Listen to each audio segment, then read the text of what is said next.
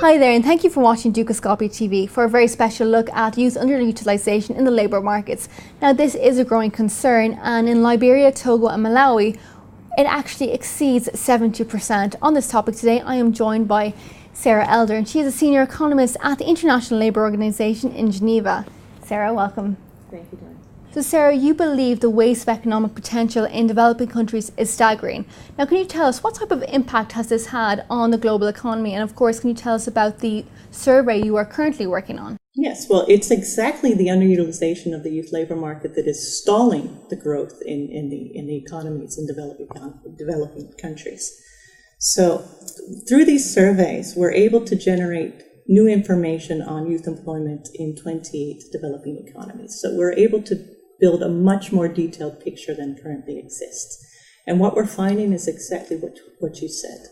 Underutilization is the main concern in these regions. It's not simply unemployment. Unemployment is of concern to some young people, but it's still only reaching about 25% of the population.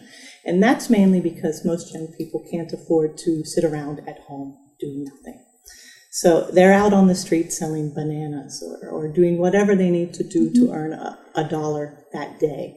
It could be that the next day they're unable to earn any money. So they're simply living from day to day. And this is not a means of generating economic growth, but community. And Sara, we have some graphs here. Would you like to walk us through what these reveal? Absolutely. And this graph is very telling. It shows us the main difference between youth labor markets in developed economies compared to developing economies. And you see the main differences here are in the areas of irregular employment. This is employment that doesn't last longer than 1 year. Okay. And also self-employment. Self-employment, of course, is the big concern in developing economies. So most young people in developing economies are stuck in this category of irregular employment. Now, on the other side, you see inactivity. And this is where we see the dominance of young people in high-income countries. Now, inactivity is not a bad category because in developed economies, most of these young people are still in school. So they're still investing in their future, and hopefully once they enter the labor market, they'll do quite well. There's very few young people in inactivity in the developing economies, and that's because of their very low educational enrollment. So here we have a fairly positive picture, young people investing in their future compared to the young people in developing economies. And we have another graph. Let's take a look at it. Armenia, Cambodia, Jordan, Liberia. Right. So this shows you the results of some of our surveys in the developing economies. And it shows the quality divide. This is about the quality of employment. And what we say again and again is it's the quality of employment that matters in developed economies, and more specifically, the lack of quality employment that's available to young people. So on the right side of the chart, you see good quality employment. So if you see more presence on the right bars, then the country's doing reasonably well compared to the Liberia, for example, where you see a lot more presence on the left side, which these are low quality jobs. For example, in Liberia, you see that the percentage of young workers that are receiving below average wages is between 60 and 80%. It's really around 75% in Liberia. So even if you're working as a young person in Liberia, you're receiving pittance. Okay. At the same time, you see the informality. Informality is a problem in all of these countries. Informality of employment means that you could be working in a paid job, but do not have access to the same benefits that other young people might have, or you're working in an unregistered enterprise. So you see in Cambodia, it's almost 90%. And Sara, looking at Liberia, and you mentioned people receiving pittance in terms of salary.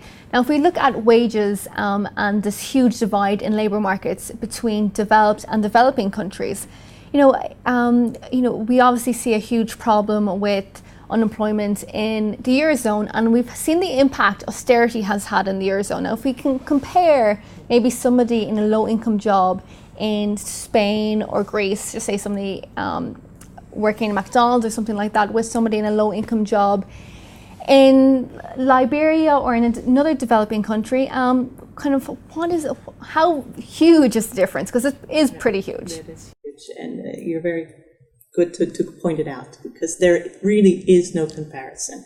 Even if you're a suffering worker in Spain, you're working at the McDonald's, you have a minimum wage.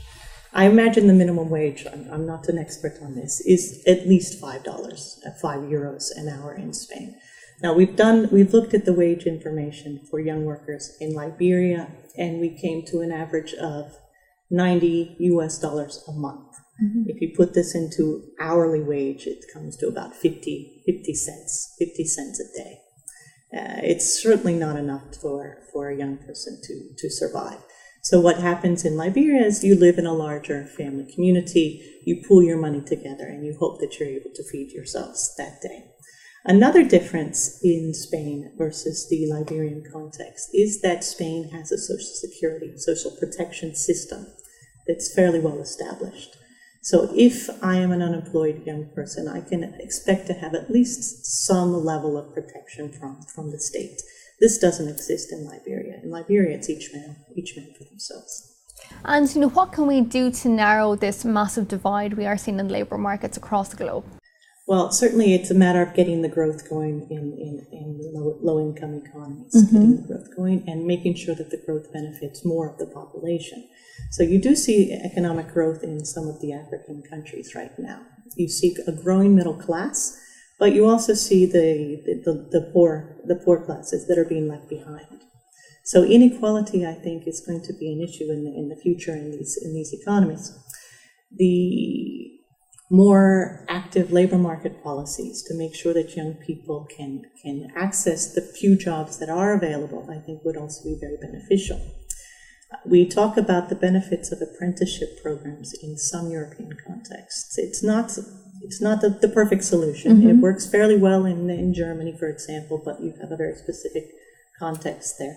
But it is a good model to follow. And the main reason for that is that you are putting the business community in contact with the education system.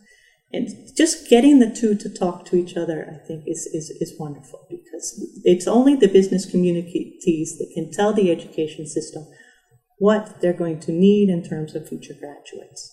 So they might not need graduates in economics. That might be something that's more for the research community. They need young people that are fairly well trained in engineering, for example. And they can go directly to the education systems and get those people. And finally, Sara, if we look at two country reports that you have been working on, one on Macedonia and one on Liberia. Now, can you tell me what these reports reveal? Absolutely. And it's interesting that you bring up these two countries, because they are very different. Macedonia is actually a middle-income economy, and Liberia is a low-income mm-hmm. economy. And the differences between the labor markets in the two is really quite different, and it determines the path that the young person's future will take. In Macedonia, the issue is very much unemployment. Unemployment touches 1 in 2 young people, and it's unemployment that's very long-term. So if you're looking for a job in Macedonia, you're going to be looking for a job for possibly 5 years before you find something. Once you do get a job, it's probably going to be a job in the formal economy. You're probably going to receive a pay for that job. So that's one of the differences as well. So the precariousness of the job is less of an issue than it would have been in Liberia. But just getting the job is the difficult part. Now, in Liberia, it's the quality of employment, it's the low pay of the mm-hmm. employment, it's the informality of the employment, and it's the lack of contracts that's the issue. So there we have employment and unemployment as one of the main differences. Another main difference is the education. So remember the chart that showed the developed mm-hmm. economies versus developing economies, and we saw that most young people in the developed economies are able to get an education. The difference is staggering when you look at Liberia, for example. Here you have only 5% of the young people that have managed to reach a university degree. You have 1/3 of the population that has primary level education or below.